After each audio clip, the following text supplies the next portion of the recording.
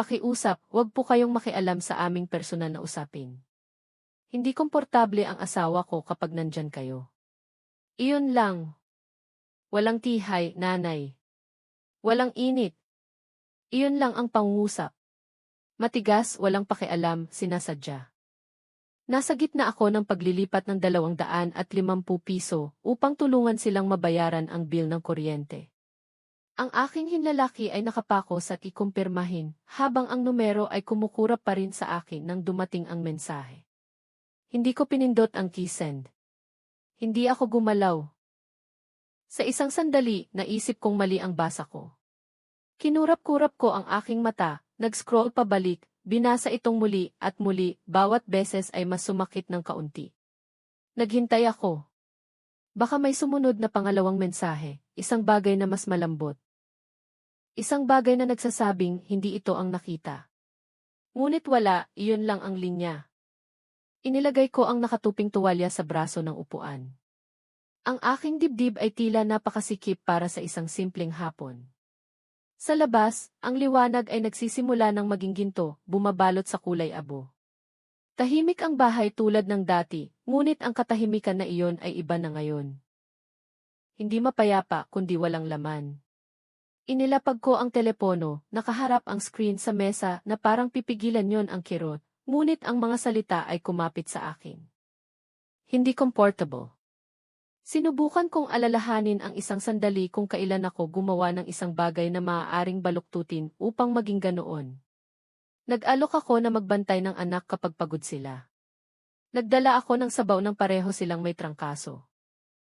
Nagpadala ako ng birthday cards na may napakaraming sticker.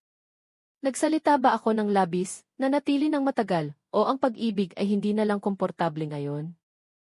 Tumayo ako at naglakad patungo sa kusina, hindi sigurado kung ano ang ginagawa ko. Ang aking mga kamay ay kumikilos sa pamamagitan ng alaala, nagbanlaw ng baso, nagpupunas ng counter, ngunit ang aking mga iniisip ay nanatiling nakapako sa mensaheng iyon. Hindi ako sumagot. Hindi ako tumawag. Hindi ko tinapos ang paglilipat. Sa halip, umupo ako muli sa tabi ng bintana, pinapanood ang paglubog ng araw sa likod ng mga puno, at hinayaan kong manatili ang katahimikan. Hindi ko binuksan ang telebisyon ng gabing iyon. Hindi ako naghanap ng musika o ingay upang punuin ang silid. Umupo lang ako sa kusina na may ilaw sa kisam na malambot at dilaw, hinahayaan ang tunog ng refrigerator at ang pagtik ng orasan sa dingding na maging kasama ko. Hindi kakaiba ang katahimikan. Nakatira akong mag-isa sa loob ng 9 na taon. Alam ko kung paano humihinga ang bahay na ito, kung paano ko makalabog ang sahig kapag gumagalaw ako, kung paano bumuntong hininga ang mga tubo pagkatapos kumulo ang takure. Ngunit ngayong gabi, iba ang pagpindot ng katahimikan. Hindi ito nagbigay ginhawa. Pinapanood lang ito. Bumangon ako at nagsimulang magbalat ng patatas ng walang pag-iisip. Ang aking mga kamay ay gumalaw sa pamamagitan ng alaala. Isang patatas, kaunting mantikilya, kalahati ng tirang dibdib ng manok na iniihaw ko 2 gabi na ang nakalipas. Hindi ako gutom, ngunit ang hindi pagkain ng hapunan ay magpapalala lamang sa pakiramdam ko. Nagluto ako hindi dahil gusto kong kumain, kundi dahil pinananatili ka ng routine kapag sinusubukan kang hilahin ng emosyon. Habang kumukulo ang kawali, ang aking isip ay naglalayag hindi sa kanyang pagkabata, tulad ng dati kapag nakakaramdam ako ng nostalgia, kundi sa huling 5 taon. Ang mga bagay na ginawa ko, hindi para sa papuri, hindi man lang para sa pasasalamat, kundi dahil naisip ko na iyon ang ginagawa ng pamilya. Renta nang mahuli sila ni Miranda sa pagbabayad sa panahon ng winter layoff. Ipinadala ko ang tseke direkta sa may-ari ng lupa. Walang sinuman ang nakakaalam. Mga grocery na inihatid isang Lunes ng gabi nang masira ang kanilang refrigerator. Naaalala kong nag-text si Miranda, hindi mo kailangan na mailoking emoji, ngunit kinain nila ang pagkain. Nang bumagsak ang kanilang sasakyan sa inspeksyon at nakalimutan niyang sabihin sa akin na kailangan nila ng tulong. Napansin kong bumaba ang balanse sa kanyang account at ibinabaon ko ang pagkakaiba ng walang salita. Tinawagan niya ako 3 araw pagkaraan upang mag-chat, hindi kailanman binanggit ang pera. Ang mga ito ay maliliit na bagay para sa akin, ngunit marahil iyon ang problema. Naging hindi sila nakikita. Inaasahan, nakatiklop sa background na parang wallpaper na walang sinumang nagbabakasakali pang tingnan. Naglagay ako ng pagkain sa plato, umupo sa mesa, at dahan-dahang kumain. Walang asin, walang usapan, tanging ang malalim na ritmo ng tinidor sa plato.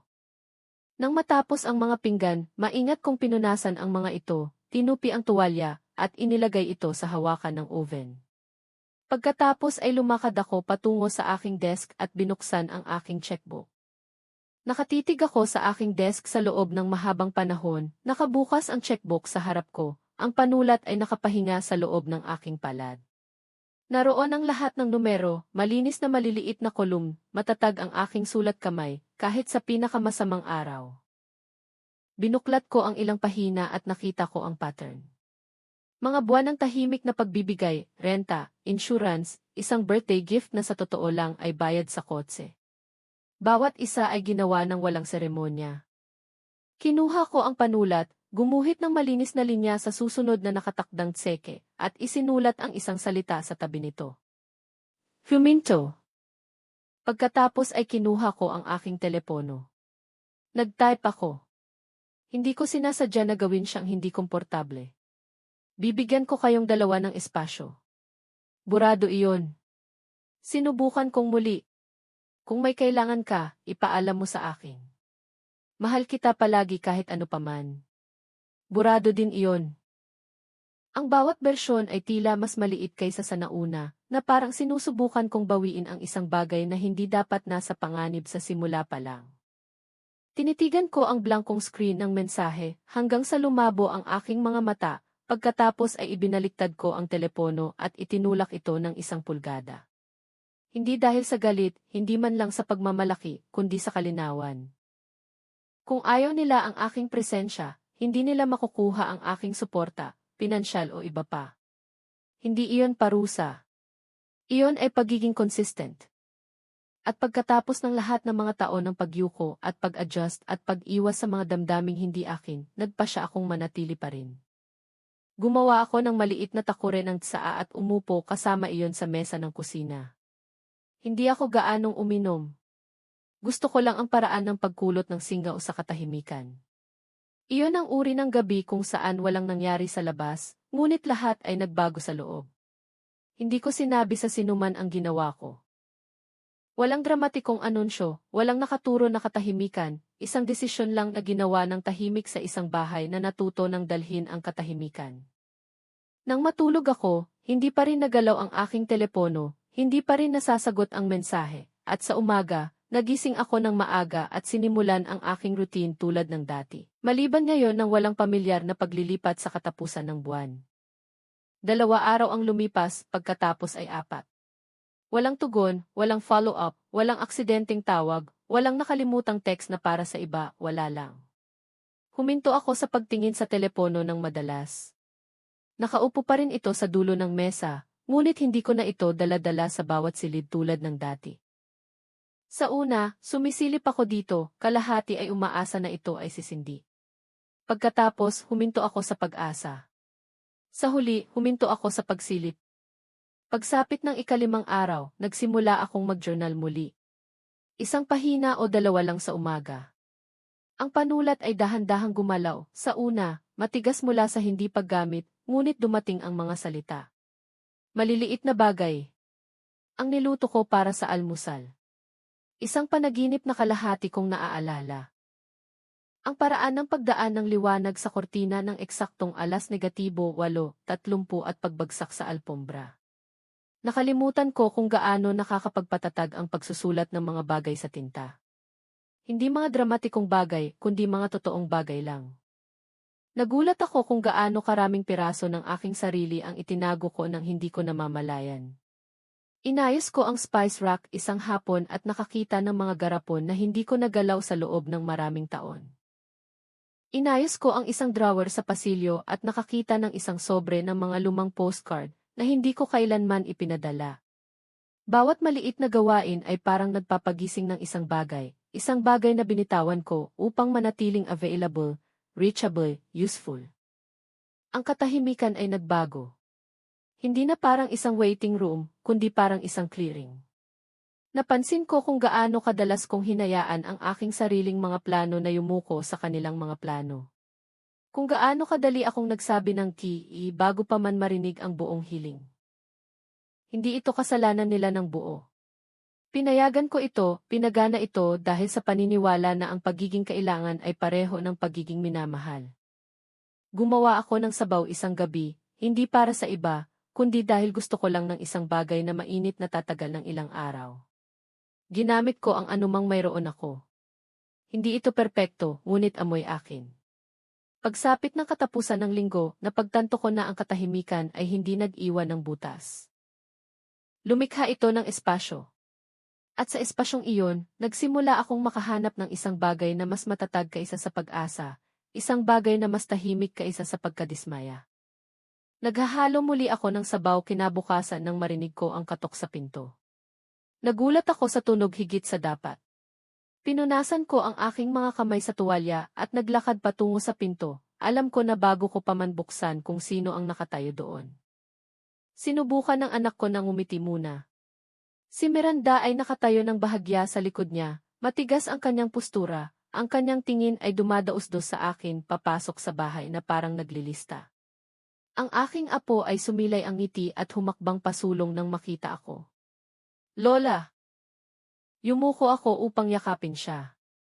Amoy krayola at damo siya sa loob ng isang segundo. Ang lahat ng iba ay nawala. Pagkatapos ay tumuwid ako at tumabi. Pasok. Pumasok sila sa sala na may maingat na pagiging magalang ng mga bisita na hindi planong manatili ng matagal. Ang aking apo ay tumakbo patungo sa bookshelf. Kinuha ang isang picture book na inangkin niya bilang kanya ilang taon na ang nakalipas. Ang silid ay tila mas maliit na mayroon silang 3 sa loob. Napuno ito ng mga hindi nasabing bagay. Nag-alok ako ng tsaa dahil sa nakasanayan. Pareho silang tumango ng mabilis. Dinala ko ang mga baso sa isang tray at inilapag ang mga ito. Walang gumalaw ng kanilang baso. Nilinis ng anak ko ang kanyang lalamunan. May inaayos kami. Naghintay ako. Tumaas ang renta, dagdag niya. At mabagal ang trabaho. Pansamantala lang. Nagtataka kami kung makakatulong kayo ng kaunti ngayong buwan. Ang mga salita ay bumagsak ng malumanay, ngunit may bigat. Napansin ko kung ano ang wala. Walang pagbanggit sa mensahe. Walang pagkilala sa distansya na kanilang hiniling, tanging ang hiling na pinaganda bilang isang pag-uusap. Nakatiklop ng mahigpit ang mga kamay ni Miranda sa kanyang kandungan. Hindi siya tumingin sa akin. Binalik ng aking apo ang isang pahina at tumawa ng tahimik sa isang bagay sa libro. Pinag-aralan ko ang mukha ng aking anak. Mukha siyang pagod, mas matanda kaysa sa 1 linggo na ang nakalipas. Ang pangangailangan ay may paraan ng mabilis na pagpapapantay sa mga tao.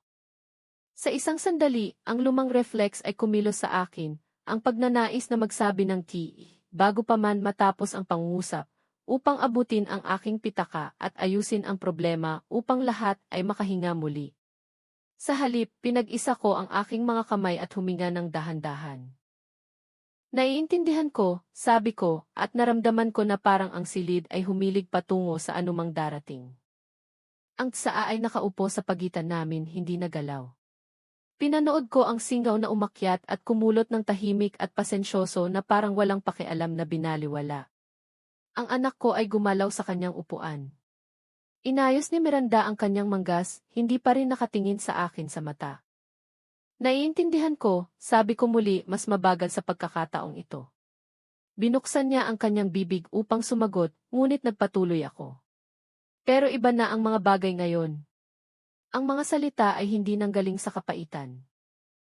Nanggaling sila sa isang lugar na mas matatag, isang lugar na hindi ko alam na mayroon ako hanggang kamakailan. Ang katahimikan na sumunod ay tila nakakatakot, na parang alam nating lahat na may nagbago, ngunit natatakot kaming pangalanan ito. Tumulong ako, sabi ko, sa loob ng maraming taon ng tahimik.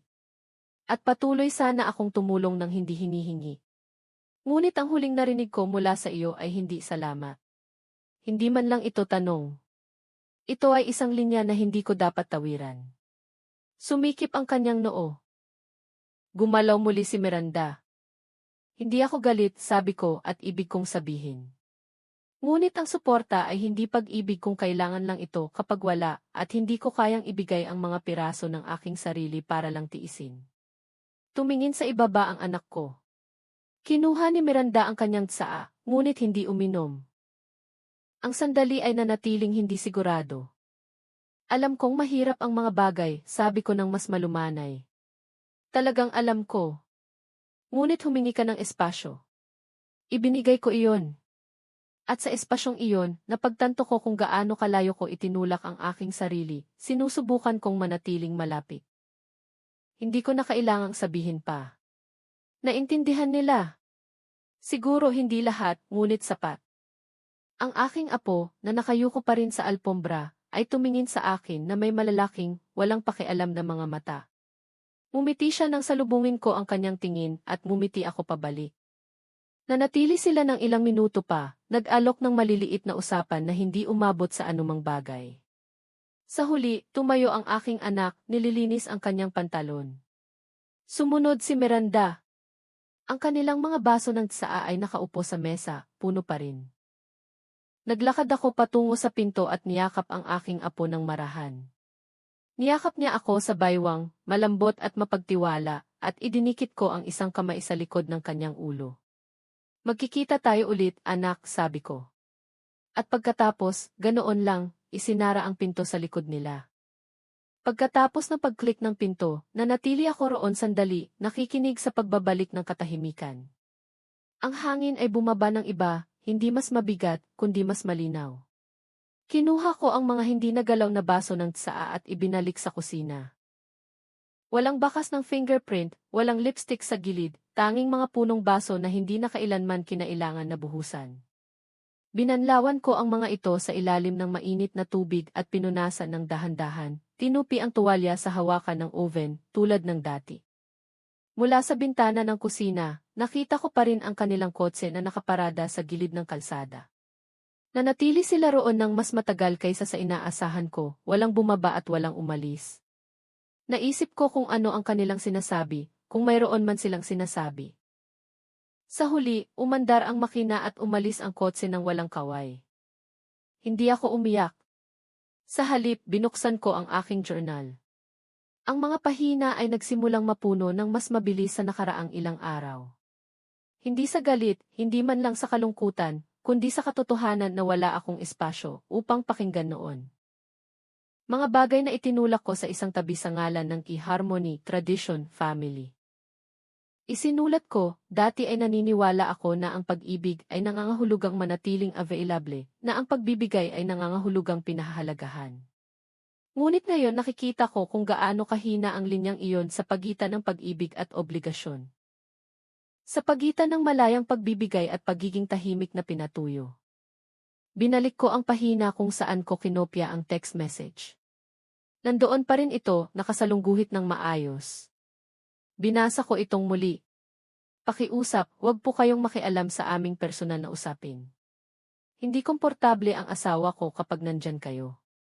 Masakit pa rin, ngunit hindi tulad ng dati. Ang sakit ay lumipat mula sa puso patungo sa isang mas malalim, mas matatag na lugar. Hindi na ito sumisigaw. Humuni lang ito ng tahimik at totoo. Nang gabing iyon, nagluto ako ng isang maliit na hapunan para sa aking sarili. Isang inihaw na kamote, ilang gulay, at isang piraso ng cornbread mula sa freezer. Kumain ako ng walang distraction. Hindi ako nagbukas ng TV o nag-scroll sa aking telepono. Hinayaan ko lang na manatili ang katahimikan sa akin, hindi bilang parusa, kundi bilang isang uri ng clearing. Nang matulog ako, inilagay ko ang journal sa aking nightstand at hinila ang kumot. Sa labas, nagsisimulang lumakas ang hangin, nagpapahid sa mga sanga malapit sa bintana. Kinabukasan ng umaga, hinigpitan ko ang maluwag na bisagra sa aparador sa pasilyo. Kumakalabog ito sa loob ng ilang buwan, ngunit lagi kong sinasabi na gagawin ko iyon mamaya. Sa wakas, dumating ang mamaya. Mabilis na sumipsip ang langis, at ang pinto ay umindayog ng maayos at tahimik nang sinubukan ko. Ang isang gawain ay humantong sa isa pa. Inayos ko ang mga estante ng linen, maayos na nakatupi ang mga kumot, nakaayos ang mga tuwalya ayon sa laki. Nakakita ko ng isang tumpok ng mga punda ng unan na hindi ko nakita sa loob ng maraming taon, nakatago sa likod ng isang lumang heating pad. Lahat ay may amoy ng panahon. Hindi alikabok, kundi isang bagay na pinataglay ng mga taon ng pagiging binaliwala. Sa drawer ng kusina, natuklasan ko ang isang folder na mailabel na Receipts Kit. Ang sulat kamay ay akin, ngunit ang mga pahina ay dilaw. Sa loob ay may mga index card mula sa isa pang dekada. Cornmeal dumplings, pear crisp, isang nilaga na niluluto ko tuwing taglamig. Naglagay ako ng ilan sa counter at ngumiti. Nakalimutan ko kung ano ang pakiramdam ng magluto ng walang pagmamadali. Nang hapon na iyon, nagsuot ako ng sapatos panglakad at bumaba sa kalye para lang iunat ang aking mga binti. Sinabi ko sa aking sarili, ngunit nanatili ako sa labas ng mas matagal kaysa sa akala ko. Ang hangin ay tila mas madali sa aking baga. Ang mga puno ay nagsisimula ng mamulaklak. Nakasalubong ko ang dalawang kapitbahay na hindi ko nakausap sa loob ng ilang buwan. Nagpalitan kami ng ilang salita, walang malalim, ngunit sapat upang ipaalala sa akin na ang mundo ay hindi nagsisimula at nagtatapos sa loob ng bahay ng aking anak. Umuwi ako, nagtimpla ng tsaa at hindi man lang tiningnan ang aking telepono. Nanatili ito sa charger sa buong araw, hindi nagalaw. Hindi dahil sa pagsuway, kundi dahil sa kawalang saysay. Ang pangangailangan na maghintay ng isang bagay mula sa kanila ay naglaho. Ang kailangan ko ngayon ay wala sa isang text thread. Nasa mabagal na ritmo ng aking sariling buhay. Ang bahay na dating tahimik at masakit ay ngayon ay tila tinitirhan. Hindi abala, hindi puno, kundi akin. At napagtanto ko kung gaano katagal ko hinayaan ang aking sarili na lumiit upang magkasya sa mga gilid ng kanilang buhay. Laging available, laging maginhawa, ngunit bihirang tunay na nakikita. Nang gabing iyon, habang naghugas ako ng pinggan, nakita ko ang aking refleksyon sa bintana sa itaas ng lababo. Hindi ako mukhang malungkot. Mukha akong isang taong sa wakas ay umuwi. Naggupit ako ng hedge nang marinig ko ang mahinang tunog ng sneaker sa graba. Tumingin ako, umaasa na kapitbahay o kartero, ngunit